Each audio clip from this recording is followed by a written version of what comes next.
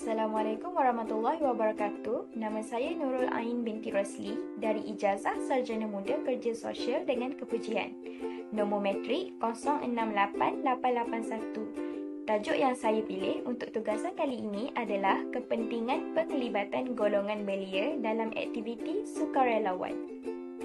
Semangat kesukarelawanan atau volunteerism bagi belia berbilang kaum pada masa kini sememangnya dituntut oleh negara memandangkan hal ini mencerminkan diri dan semangat sebagai seseorang warga negara yang bertanggungjawab. Pelbagai isu yang berlaku seperti bencana alam, ancaman kesihatan persekitaran, pendidikan yang masih rendah dan nilai sosial kian terhaki sejak kebelakangan ini, di mana ianya jelas memerlukan kerjasama antara kerajaan dengan masyarakat, khususnya kesukarelawanan belia kerana golongan ini merupakan populasi penduduk paling besar di Malaysia. Golongan belia juga dilihat sebagai sumber atau tenaga kerja penting untuk mengekalkan pembangunan berterusan negara dan pertumbuhan bagi memacu negara ke hadapan dan menjadi sebuah negara maju menjelang tahun 2020 dan mencapai hasrat transformasi nasional 2050 kerana belia merupakan penggerak negara pada masa akan datang.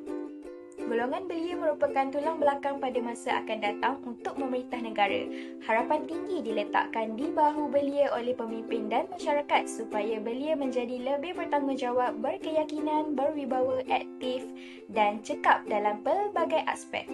Semua ciri tersebut adalah persediaan penting yang perlu dimiliki oleh belia untuk membentuk modal insan yang berkualiti dan aset yang berharga bagi menyumbang kepada kesejahteraan komuniti, masyarakat dan negara. Seterusnya, sebagai golongan muda yang sihat fizikal, cergas minda dan memiliki pemikiran yang lebih terbuka, golongan belia perlu peka mengambil berat serta melibatkan diri dalam kehidupan berkomuniti. Belia seharusnya melibatkan diri dalam pelbagai aktiviti kemasyarakatan di peringkat komuniti, khususnya penyertaan dalam aktiviti kesukarelawanan dan kejiranan. Penglibatan belia dalam aktiviti kesukarelawanan menjadi isu yang semakin penting dalam memenuhi pembangunan dan cabaran terhadap kesejahteraan individu dan komuniti. Belia perlu melibatkan diri secara aktif dalam kerja-kerja sosial di peringkat komuniti sama ada gotong royong, aktiviti keagamaan, kawalan keselamatan dan sebagainya.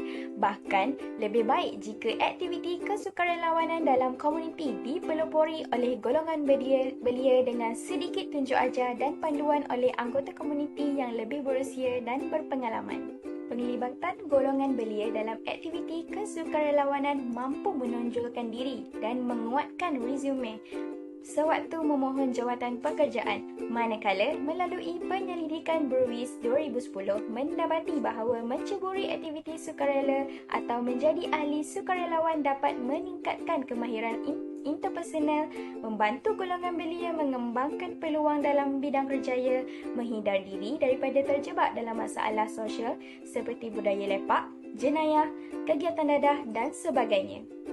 Sukarelawan mempunyai tanggungjawab membimbing mereka yang memerlukan serta membantu memulihkan individu atau masyarakat yang bermasalah di mana ianya merupakan kerja-kerja murni dan mulia. Melalui gabungan kerjasama dan pendekatan yang dilakukan oleh komuniti sukarelawan seperti pihak kerajaan, gerakan belia, pertubuhan sukarela, media, institusi agama dan komuniti telah banyak membantu masyarakat setempat yang bermasalah menangani permasalahan sosial yang melibatkan golongan belia. Tuntasnya, pelibatan golongan belia dalam aktiviti sukarelawan akan membentuk rasa simpati dan memupuk sifat tolong-menolong sesama manusia. Nilai murni seperti ini perlu ada dalam diri setiap golongan belia supaya terus seimbang dalam mencapai kecemerlangan akademik dan akhlak serta membentuk modal insan terbaik buat negara Malaysia.